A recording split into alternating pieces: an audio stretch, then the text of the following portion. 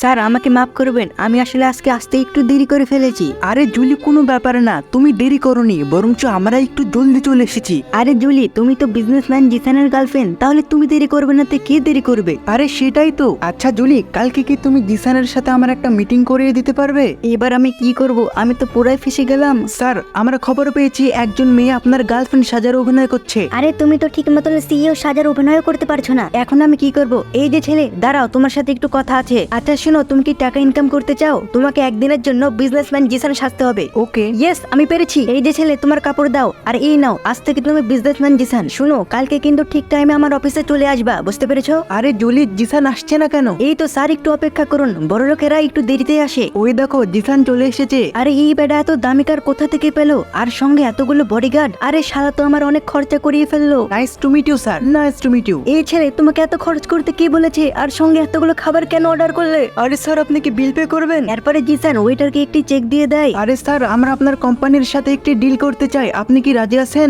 Next part দেখতে চাইলে ভিডিওটিকে লাইক করো।